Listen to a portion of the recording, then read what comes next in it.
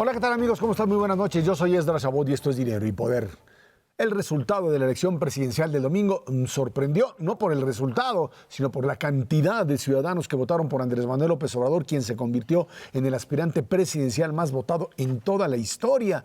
Obtuvo, de acuerdo con el programa de resultados electorales preliminares, el PREP, 52.96% de la votación, equivalente a 32 millones de votos. Además, este proceso electoral es histórico por lo obtenido por Morena, el Movimiento de Regeneración Nacional encabezado por el tabasqueño, y la derrota monumental del PRI, que no ganó en ninguno de los 300 distritos electorales. Macario Esquetino, Mauricio González, ¿cómo estás? Buenas tardes. A ver, corrígeme.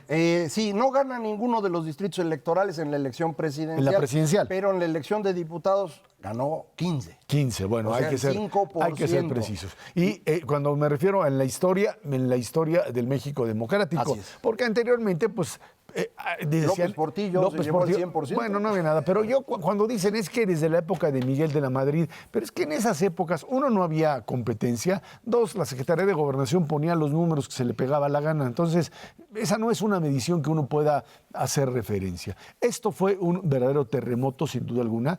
Habíamos platicado aquí que las encuestas eran las serias, no las inventadas, iban en esa línea, pero por supuesto nadie se imaginaba, Macario había dicho, esto puede ser la desaparición del PRI, correctamente analizado, pero este movimiento que terminó aglutinando, por un lado, los errores del gobierno, el tema corrupción más temas de inseguridad, el pleito Anaya-Mid y la destrucción entre los dos que también habíamos mencionado, más por supuesto un Andrés Manuel que fue capaz de llevarse el voto priista, de obtener además una parte importante de ese voto de jóvenes que no se identificó con Anaya, terminó armando este verdadero maremoto para crear un nuevo sistema de partidos en este país con una mayoría absoluta para Morena en Cámara de Diputados, en Cámara de Senadores, acercándolo con congresos estatales, tienes razón Mauricio, acercándose de manera muy significativa a una mayoría constitucional, así le llaman, o sea que puede reformar constitución, con algún tipo de alianza con algún otro partido o con muchos diputados que estarían dispuestos a montarse en el carro de la nueva revolución o la nueva transformación, otra vez con un presidente todopoderoso. Sí, yo creo que tienes toda la razón en la forma como lo explicaste. López Obrador traía de siempre 16 millones de votos, es decir, son votos de él que habían sido notorios en las dos elecciones anteriores, que lo siguen a cualquier lado. La inmensa mayoría de esos votos están ubicados en el sur del país, creen en él, pero ahora junta otros 8 millones adicionales. Una parte muy significativa de ello viene de estos priistas que se dan cuenta desde enero, febrero, que su partido no va a ganar, que no nadie los quiere, y se van moviendo con Morena. Si los priistas que dirigían ese partido y el presidente Peña se hubieran dado cuenta al mismo tiempo, otro gallo hubiera cantado, pero no fue así. La gente de abajo, los dirigentes locales, se movieron. Y también se lleva el voto de los jóvenes que en todo el mundo están tratando de construir una sociedad distinta. Y aquí tenían la opción de elegir a Anaya o a López Obrador. Al principio Anaya estaba jalando buena parte de ese voto. Las acusaciones en su contra le reducen la posibilidad y pues los jóvenes se mueven por completo con López Obrador, suma 24 millones de votos, 53%. La diferencia con el segundo lugar son 30 puntos. Esto no solo es extraño para el caso mexicano, es extraño para cualquier democracia en el mundo. En las democracias en el mundo el triunfo es por 2 puntos, por 5 puntos, no por 30.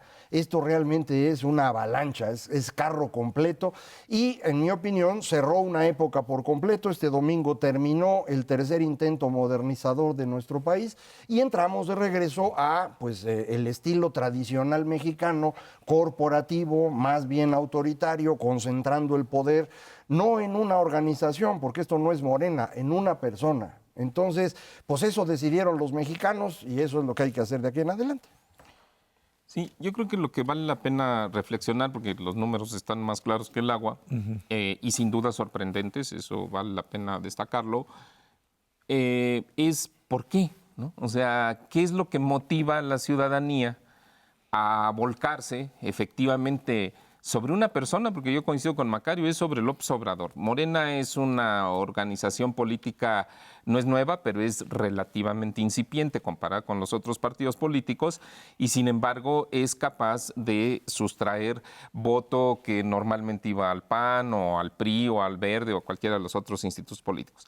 A mí me parece que un punto es, lo más obvio es el hartazgo de la ciudadanía con problemas que padece pero que no se resuelven, el tema de la corrupción que indigna, el tema de la inseguridad, que la gente quiere creer que efectivamente un nuevo gobierno con una nueva estrategia puede resolver la problemática, habrá que verlo, todavía no se ha planteado un plan para mejorar la seguridad en el país, con suficiente detalle diría yo, pero el otro punto es, yo creo que también hay un hartazgo de los ciudadanos que no ven en los partidos políticos representados sus intereses.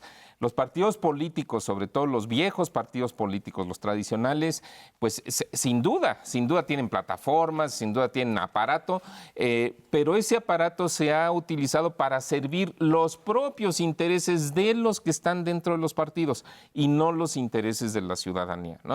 La mayoría de los ciudadanos no se sienten representados en un partido político. Entonces, creo que esto es algo para meditar, sobre todo por parte de Morena, porque Morena efectivamente la pregunta es, ¿qué va a hacer Morena? ¿Cómo se fortalece, cómo se convierte en un instituto político más en forma? ¿Cómo? Yo creo que ahí tiene que ver básicamente otra vez con la figura del caudillo, ¿no? Del líder que ganó, que tiene toda la legitimidad para gobernar y que todas las decisiones giran en torno a él. Difícil a nivel nacional porque los conflictos se dan en distintas entidades. Yo insisto en esta interpretación, un poco siguiendo la línea de Macario con respecto a qué fue lo que pasó en términos tradicionales. En 2012 se dio un fenómeno también que no habíamos visto durante la transición mexicana, que fue ese momento en donde PRI, PAN, PRD, porque se alinean las estrellas por los conflictos, por lo que quieras, terminan entrando en una dinámica de acuerdo y firman el Pacto por México, del cual se desprende López Obrador, se va al nivel marginal y se arman las grandes reformas, energética, educativa, todas, con algunos, unos apoyan unas, otras, en algunas están todos de acuerdo y van caminando hacia eso.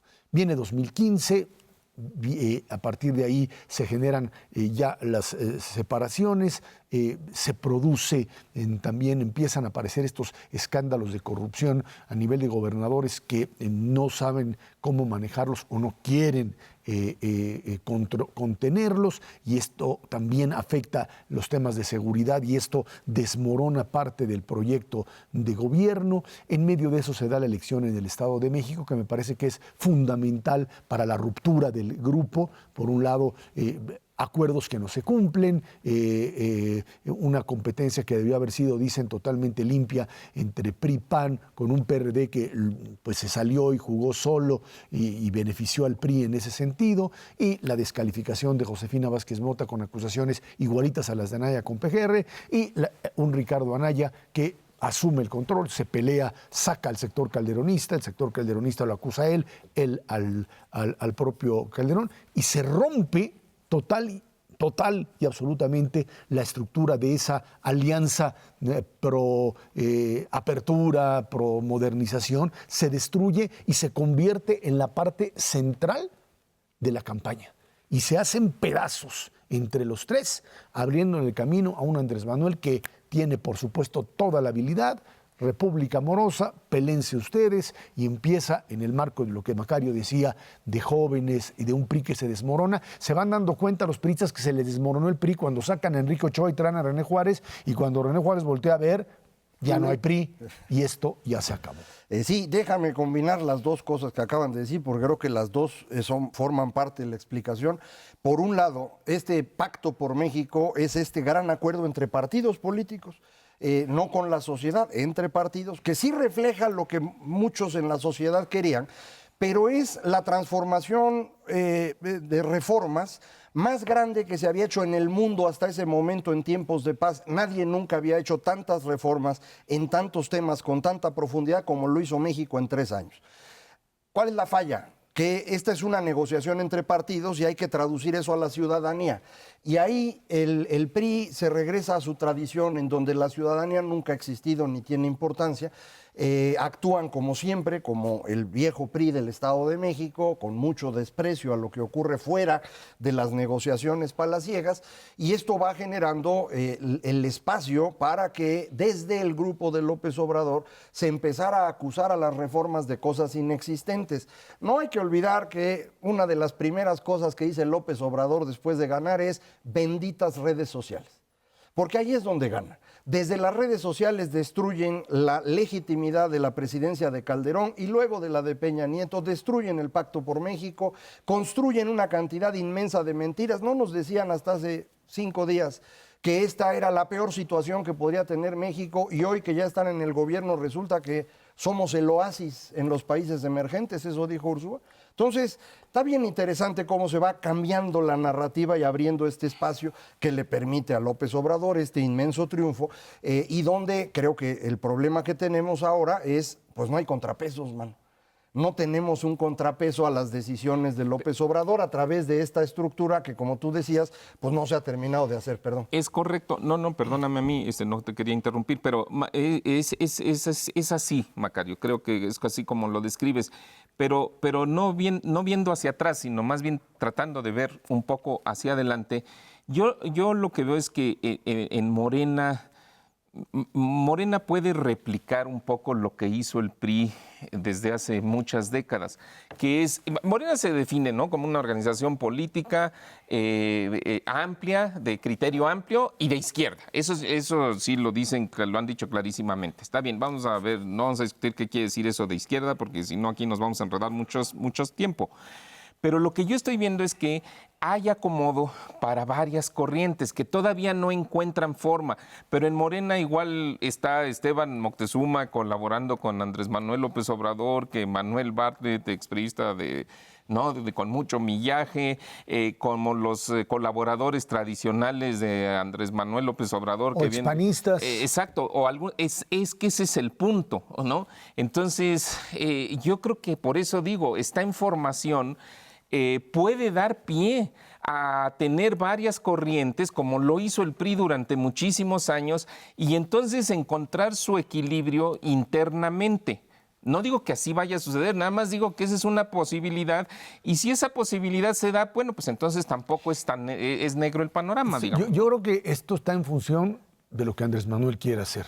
De acuerdo. Ese es el punto. O sea, esto va a correr por lo menos en los primeros años, mientras las cosas salgan bien, en función de lo que el líder, el presidente con todo el poder pueda hacer.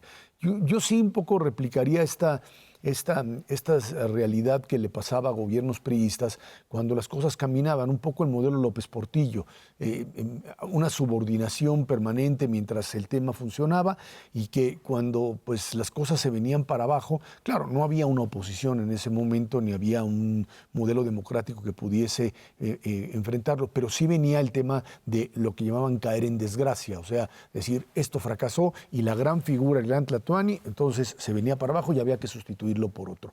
El tema aquí es si finalmente tiene la capacidad, y a eso es lo que vamos a ver, de encontrar esos equilibrios que le permitan llevar adelante un programa de redistribución de ingreso, de crecimiento económico, de equilibrios financieros, o sea, de tener recursos, moverlos de manera tal que le resulten positivos para el crecimiento y para el combate a la pobreza, al mismo tiempo que pues, tiene posibilidad de combatir el tema de corrupción de forma efectiva y, por supuesto, acabar con o reducir los temas de inseguridad. Y la verdad se ve difícil en estas circunstancias. Sí, yo creo que nos estamos brincando pasos.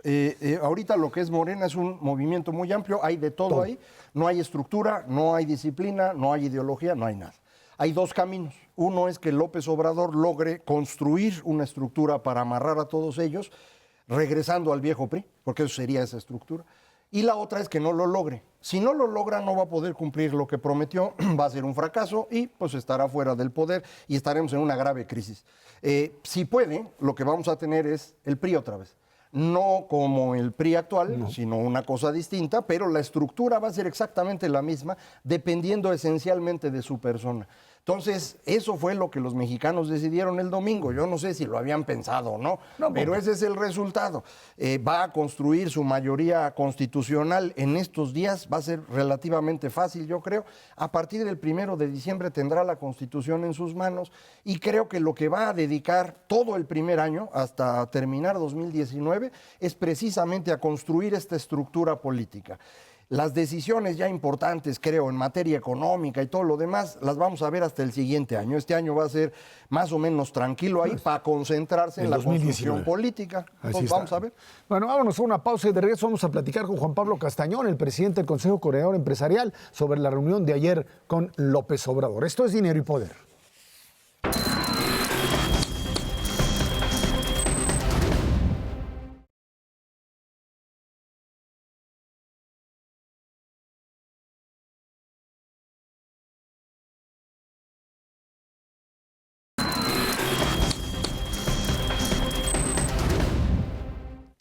Después de una ríspida campaña y su triunfo en la elección del domingo, el virtual presidente electo Andrés Manuel López Obrador se reunió con los empresarios del país.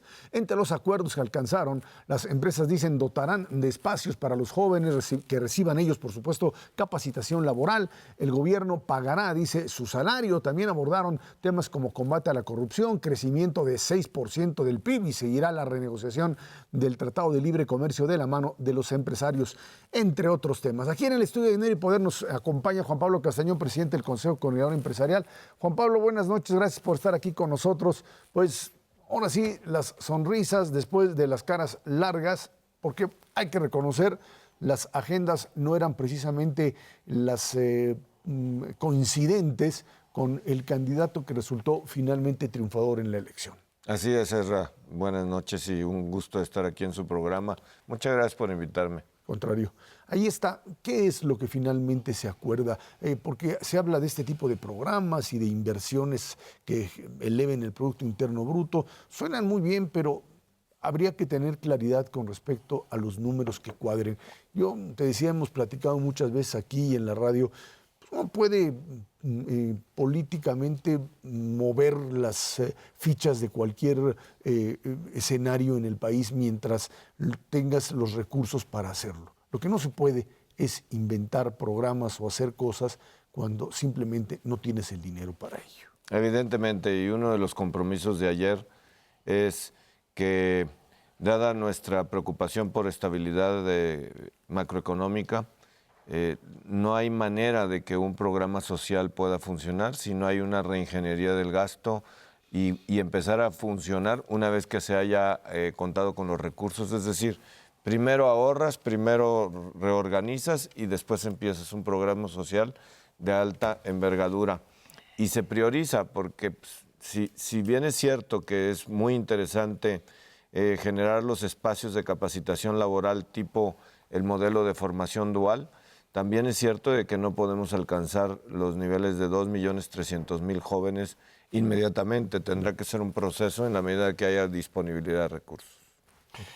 Algo que creo que es muy importante considerar es los mexicanos decidieron no solo que ganara Andrés Manuel López Obrador, sino que le dieron todo el poder. Es decir, esta es una situación política parecida a la que teníamos antes de que hubiera democracia en términos de la cantidad de poder acumulado en una sola fuerza política. Y esto pues pone algunas, digamos, retos hacia adelante muy interesantes. En particular, no se percibe una oposición política organizada. Siempre todos los gobiernos necesitan de una oposición en democracia para funcionar adecuadamente. ¿Cómo perciben en el Consejo Coordinador la posición que deben tomar los empresarios en términos de ser precisamente oposición, no política, sino en términos económicos a este nuevo gobierno? Pues sí, debemos de jugar un rol. Primero, la democracia hoy nos exige la participación activa. Pasaron los procesos electorales, el 1 de julio se votó, hay un mandato y uno de los principales objetivos cumplidos en el día de ayer en las reuniones que hemos tenido es transitar en este proceso de aquí al 1 de diciembre en distintas mesas de diálogo para distintos temas específicos de crecimiento y de desarrollo. Y continuar en el espíritu de tenemos una visión clara del país y donde coincidimos, trabajamos juntos y donde no coincidimos, señalamos, porque disentir también es apoyar.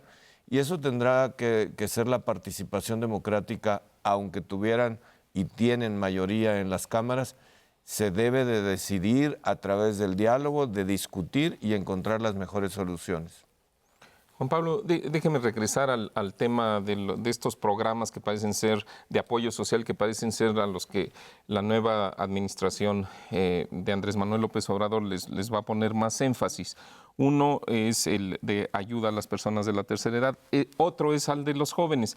Me enfoco en el de los jóvenes por lo siguiente, porque efectivamente creo que es la preocupación de empresarios, de analistas como nosotros, de todo programa gubernamental, pues de dónde van a sacar los recursos, porque si no los encuentran, entonces se puede descomponer la economía. Pero en este programa de becas para los jóvenes, yo entiendo que lo que se ha planteado son becas para 2.3 millones de jóvenes, 3,600 pesos al mes, creo que son las cifras que se han manejado, eso cuesta cerca de 110, 115 mil millones de pesos, no es una cifra menor, pero es algo que se puede acomodar en el presupuesto. A mí lo que me parece es que también en esta ocasión hay una corresponsabilidad de la iniciativa privada. No es un programa donde simplemente el gobierno le da dinero a los jóvenes, una beca y ya, ¿no? Sino que en esta ocasión, pues aquí el compromiso, entiendo, de la iniciativa privada es ponerles tutores a estos jóvenes para enseñarles algún oficio, para que se puedan insertar en el mercado laboral y eventualmente tratar de darles empleo. Y creo que ahí hay un reto, porque en México hay 4.2 millones de unidades económicas, vamos a decir, de empresas, ¿ok? Pero realmente solo hay 200,000 empresas que tienen más de 10 empleados. Entonces yo me pregunto, ¿hay capacidad en la iniciativa privada para poder darle tutelaje laboral a 2.6 millones de jóvenes cuando que realmente pues, sería como de a 12, 13 jóvenes por empresa? ¿Hay chance de que la iniciativa privada pueda tomar ese compromiso?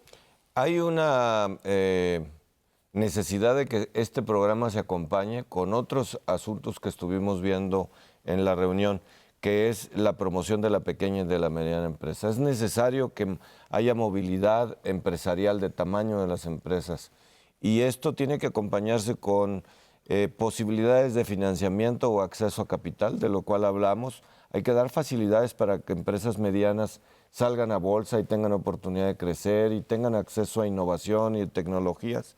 Y es necesario comunicar los centros de pensamiento, los centros de innovación con pequeñas empresas, además de una gran revolución de desregulación. Ya tenemos la Ley General de Mejora Regulatoria, pero hay que llevarla al municipio. Hay que hacer funcionar menos trámites a partir del municipio. Y evidentemente abrir los espacios de trabajo a los jóvenes, tipo lo que estamos haciendo con el modelo de formación dual, significará un gran esfuerzo de adecuación de instalaciones, del proceso de inserción, de cambiar la ley para la figura del aprendiz y de crecimiento de más empresas que puedan dar cabida a tal número de jóvenes. Y no estamos pensando de que esto lo podamos tener desde el primer año de gobierno. Será un proceso. Si no, como bien lo dices, no hay la capacidad instalada, ni tampoco hay el ahorro todavía claro de dónde saldrán los recursos en la reingeniería del gasto público para poderlo tener.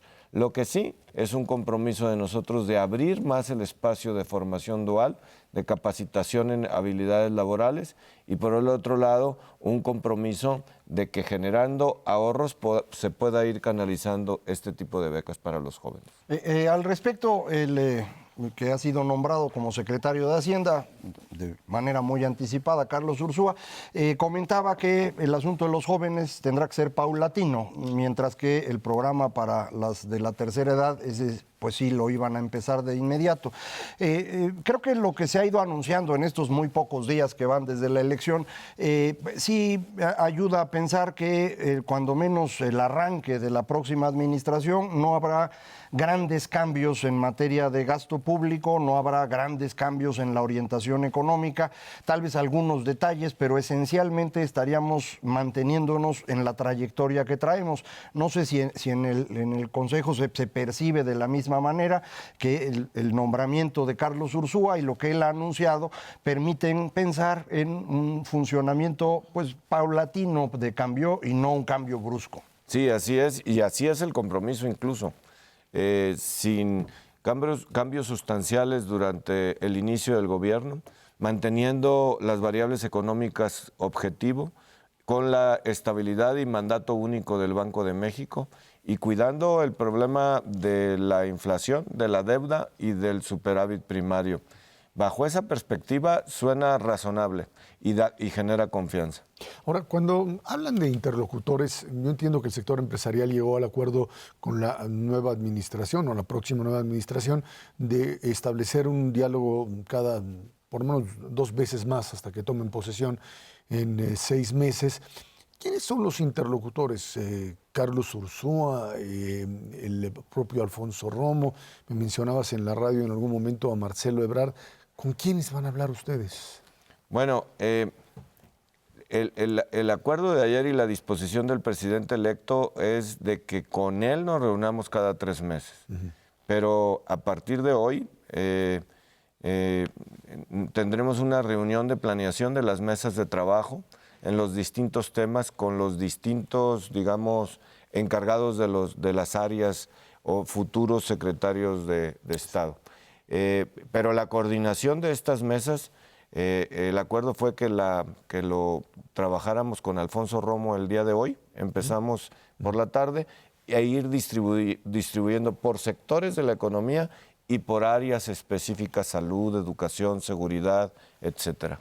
Juan Pablo, algo que causó, digamos, inquietud durante las campañas fue el tema de las reformas estructurales. Y me refiero particularmente, que son muchas, pero me refería fundamentalmente a la energética, a la de telecomunicaciones, que tienen un corte más de tipo económico.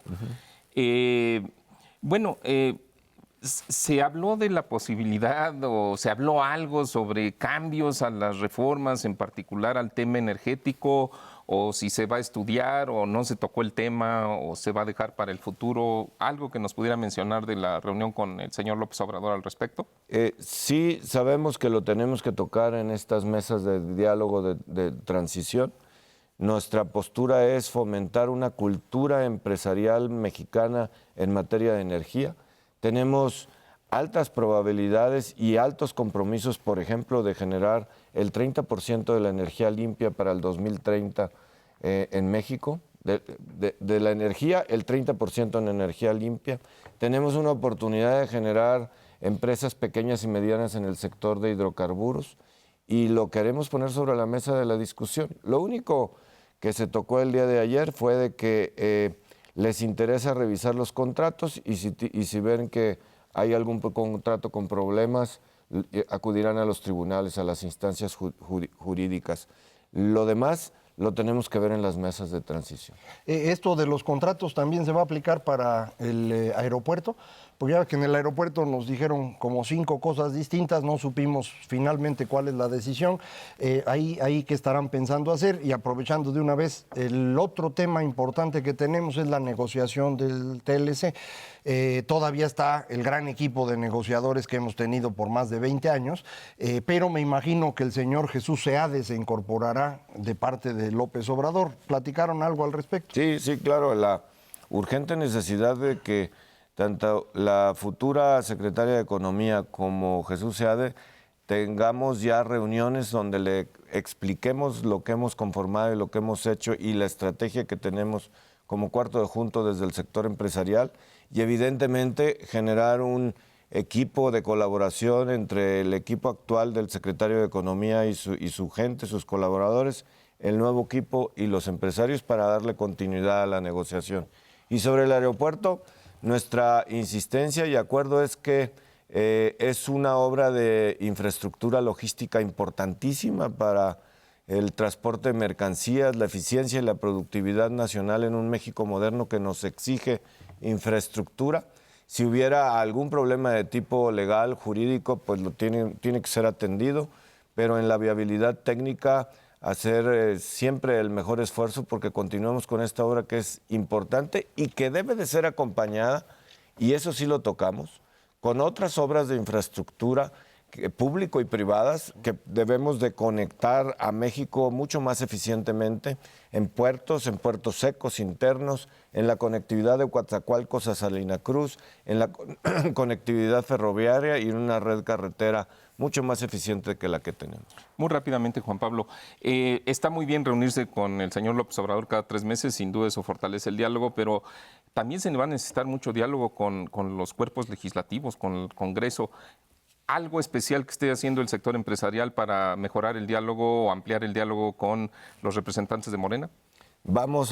Estamos trabajando en este momento en la localización de las distintas comisiones, cómo se integrarían y los interlocutores más viables que pudiéramos tener. Y no hay que olvidar que aún debemos de trabajar un diálogo intenso también con los partidos de oposición, porque en ese diálogo se enriquecerá la agenda.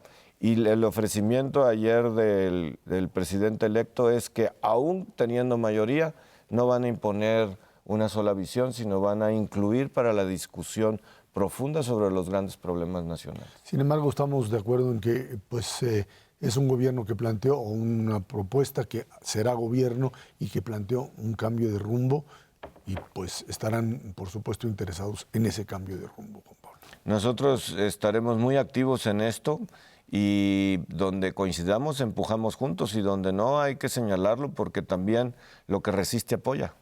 Finalmente, el tema de la mayor inversión. Hubo compromisos de mayor inversión, sí, pero tendrán que ser también correspondidos a partir de pues, lo que sería una respuesta también satisfactoria de gobierno, ¿no? Sí, efectivamente. Para que haya inversión privada tiene que haber confianza. Y para que se detone mayor inversión tiene que haber una detonación de inversión pública que genere 3 veces lo que se está invirtiendo actualmente en infraestructura. Bueno, pues esperemos que funcione para bien del país. Juan Pablo Castañón, presidente del Consejo Coordinador Empresarial, muchas gracias por estar aquí. Muchas gracias a ustedes. Vámonos a una pausa. Esto es Dinero y Poder.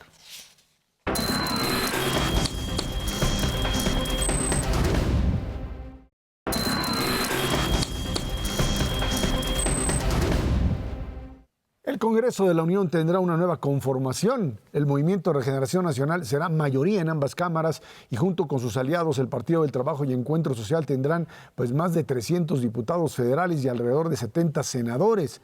Para poder realizar reformas constitucionales no tendrán mucho problema para alcanzar los 2/3 de la votación que se requiere para instrumentarlas. Por otro lado, se estima que Morena obtenga mayoría en 17 congresos locales, que en caso de lograr el Congreso de la Unión ahí la votación para una reforma constitucional, pues ya no tendría problema en levantar las manos. Los que hoy tienen un problema verdaderamente monumental son los gobernadores, que nunca habían tenido esta realidad en donde van a tener congresos opositores y bueno, pues eso será otro problema que platicamos más adelante, pero lo cierto es que estamos ante un congreso en donde pues la oposición se vuelve testimonial. Van a poder pararse, gritar, se van a reír de ellos, les van a hacer lo que quieran. Entras, platicas, levantas la mano y te vas. Y te vas. Entras sí, y te vas. Sí, esto fue pues carro completo prácticamente, 70 senadores, 193 diputados en los cálculos del PREP. Los datos oficiales empezaron a contar ayer miércoles, van a tardar porque están abriendo un montón de paquetes, tienen que tomar decisiones después sobre cómo se asignan los de representación proporcional, pero más o menos estamos hablando de 70 senadores. Los otros partidos, los chiquitos, creo que existen 2 partidos de oposición, Acción Nacional, que tendrá 22 senadores, y Movimiento Ciudadano, que tendrá 7. El PRI y el PRD, en mi opinión, no existen ya. Yo creo que ellos no se han dado cuenta, siguen diciendo que sí, pues como dicen en las películas, Dead Man Walking, o zombie, o una cosa así. El PRI fue avasallado, perdió absolutamente todo. No ganó nada. No tiene, lo vamos a platicar al rato que hablemos de los gobernadores, no tiene ya ningún gobernador prácticamente en funciones, le quedaron 3 de los 12 que tenía, porque los otros 9 perdieron todo. Entonces están de adorno. No van a tener recursos para poder hacer política, y política sin dinero no existe. Entonces el PRI se terminó. Yo creo que muchos de ellos se moverán con Morena y será parte del proceso para moverse de 70 a 84 senadores, que es lo que necesita para la mayoría constitucional. Lo mismo debe pasar en la Cámara de Diputados. Ahí el PRI tiene 42 diputados, tenía más de 200. No, esto fue una barrida monumental, man. Sí, así Hasta de tristeza da, pobrecito. se dice de otra manera, pero no se puede decir en tele. Pero bueno, lo que ibas a decir tú, Mauricio. No, bueno, esto tiene implicaciones muy importantes porque, bueno, antes, durante la campaña y sobre todo ya en los últimos días, ¿no?, de esta,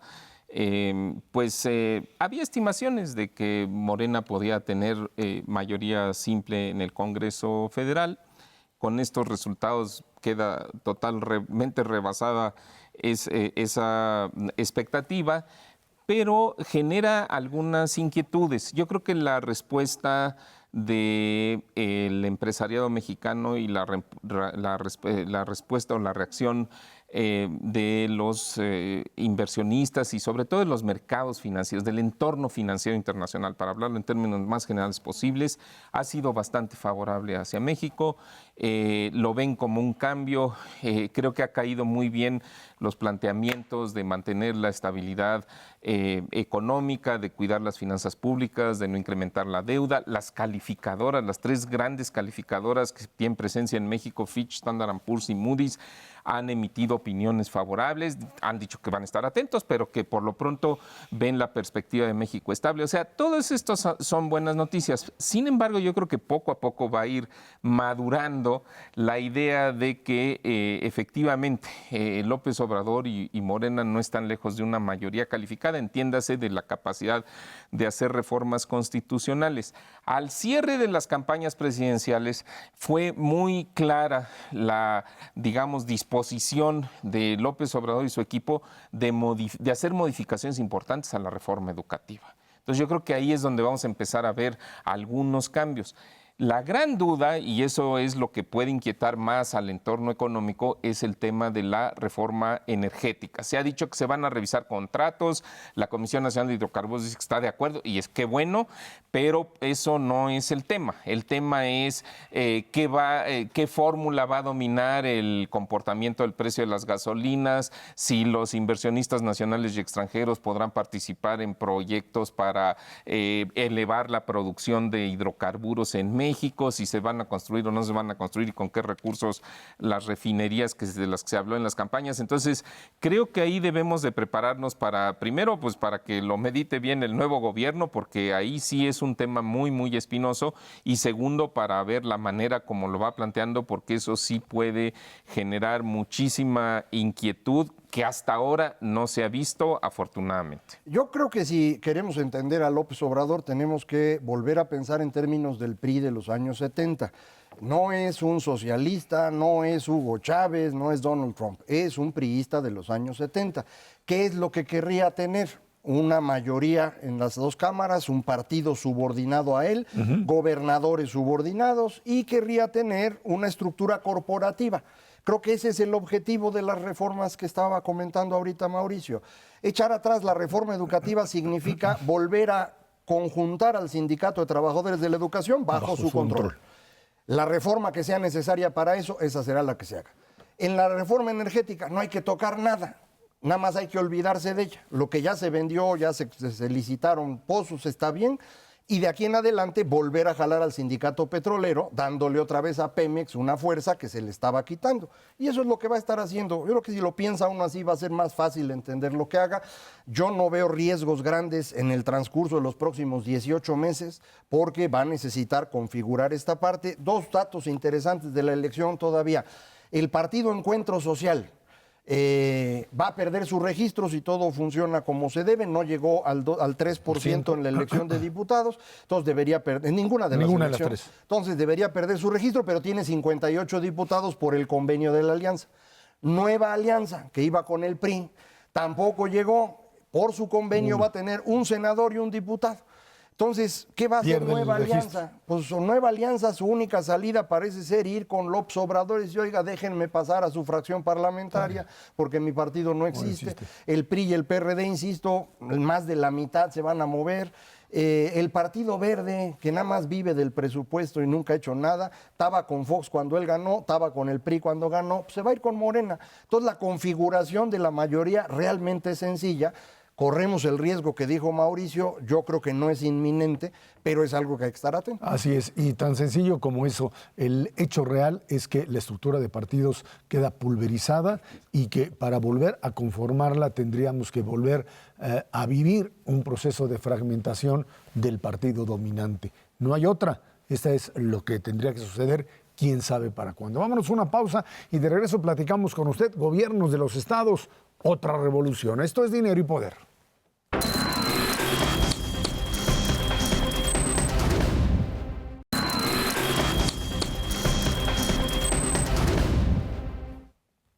El Movimiento de Regeneración Nacional Morena y su coalición Juntos Haremos Historia obtuvo las gubernaturas de 5 de las 9 que se disputaron el domingo pasado. De acuerdo con los conteos del Instituto Electoral de esas entidades, Morena gobernará la Ciudad de México, Morelos, Chiapas, Tabasco y Veracruz. La coalición por México al Frente, encabezado por el PAN, retuvo la gubernatura de Guanajuato y le arrebata a Yucatán al PRI, mientras que Movimiento Ciudadano ganó la gubernatura de Jalisco. Y en donde se disputan la gubernatura, Acción Nacional y Morena es en Puebla. El candidato morenista acusa que hubo ahí elección de Estado, dice que hay fraude. La única que perdieron, pues es ahí donde el tema se complica. Parece que Morena sigue respondiendo igual. Veremos qué es ahí lo que sucede, pero bueno, ahí está, los golpes están presentes.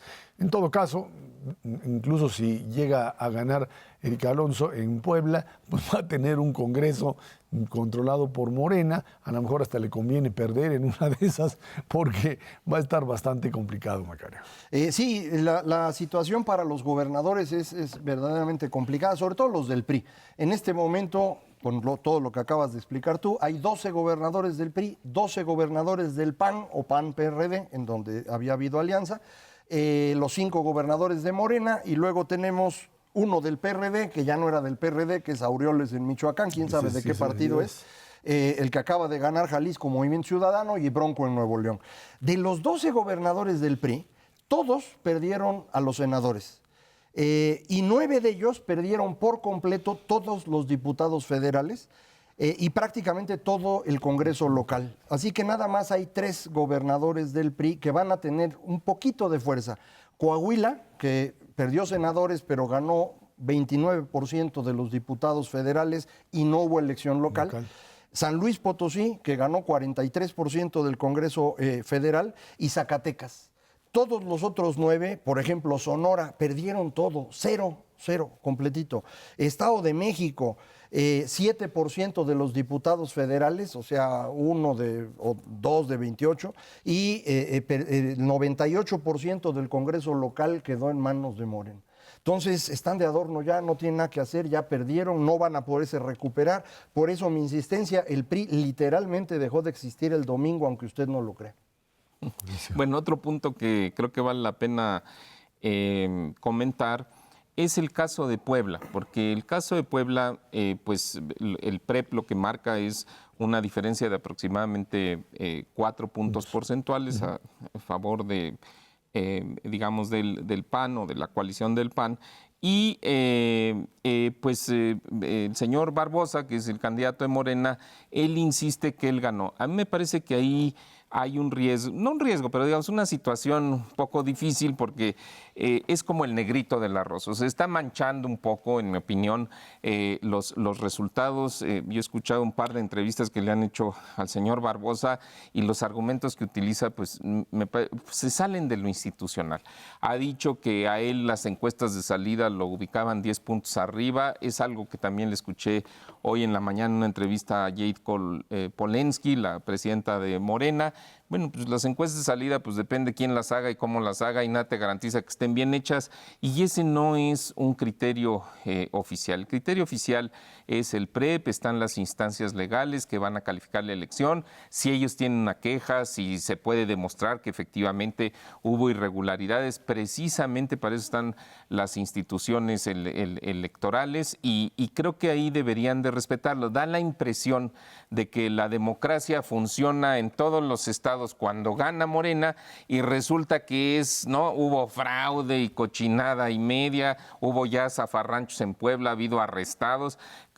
¿Por qué? Bueno, pues porque ahí no ganaron. Entonces, creo que ahí sí tienen que medir un poco las consecuencias de sus acciones, porque pueden empañar un poco, no los números no, pero sí la actitud, ¿no? De cuando gana Morena todo está bien y cuando pierde Morena todo está mal. Y es que el caso es que, por supuesto, tampoco en Morena se esperaban un triunfo de esta magnitud, y por ello, pues vas a tener en determinados lugares gente que ni siquiera estaba preparada, quizá estaba puesta ahí, diría yo, de relleno, porque pues, no tenías esta expectativa de triunfo. Tienes ahí en Morelos por ahí un candidato que está preso, acusado de secuestro, que lo meten como luchador social, lo que tú quieras, y a ver qué pasa con él para que pueda manejarlo. En Cuernavaca ni siquiera había candidato y un suplente por ahí, situaciones de esa naturaleza en donde en la Cámara de Diputados y en algunos, incluso en los congresos estatales, figuras que no alcanzan todavía a ser parte de lo que requiere una clase política para tomar decisiones, van a tener que entrar en un proceso de aprendizaje, y en ese sentido yo creo que estamos regresando a épocas, decías tú, Macario, bueno, hay un líder que es el que decide, pero ese líder no puede tener el control de todo. Este no es el México de los 40, de los 30, en donde pues desde la cabeza un Obregón, un Calles, un Cárdenas empezaba a construir. Yo creo que el riesgo que se tiene es básicamente de generación de conflictos muy graves, porque si no hay estructuras políticas sólidas, este tipo de una clase política nueva sin ningún tipo de experiencia genera por sí misma conflictos porque no tienen capacidad de resolver. Y esa sería una parte grave, creo, de esta transformación política por la cual votó la mayoría de los mexicanos. Precisamente por ello yo estoy convencido que el trabajo al que va a dedicar López Obrador la mayor parte de su tiempo y su esfuerzo va a ser la configuración de esta estructura que le permita gobernar. Porque, ojo, los congresos locales nunca han servido de nada. O sea, los diputados locales van a recibir un billete del gobernador y hacer lo que él diga. ¿Ya no? Ahora van a recibir el billete del presidente para tumbar al gobernador. Eso es lo que van a hacer. Y eso significa que el presidente, el señor López Obrador, se siente igual de feo que cuando dice uno presidente Trump, pero bueno, ni modo, eso fue lo que votaron. El presidente López Obrador va a tener el control directo de los gobiernos priistas a través del Congreso local, de los diputados federales y los senadores. Eso significa que lo que ocurra en cada uno de esos estados va a ser su responsabilidad. Y en estos momentos en los que tenemos una crisis de violencia muy seria, esto implica cargarse el riesgo de que de pronto te aparezca una matazón en Morelos, o que ocurra en Sonora, donde tú estás controlando todo y tengas que administrar eso. Entonces sí es una situación bien compleja que requiere muchísimo más trabajo que ponerte ahorita a ver si le vas a dar más subsidio o menos subsidio a los jóvenes. Entonces yo por eso creo que eso se lo va a dejar por completo al señor Ursúa, las negociaciones con los empresarios al señor Romo, y él se va a concentrar en cómo construyes una estructura que le impida en el corto plazo una pérdida de control absoluto del país. Pero por otro lado, creo que también hay oportunidades, ¿no? Cuando tienes un poder tan concentrado, como muchas veces ocurrió cuando el PRI en sus buenos años estaba en forma y al mando de todos los hilos del país, en el sentido de una serie de cambios que no se han hecho. Y estoy pensando, por ejemplo, en el tema fiscal.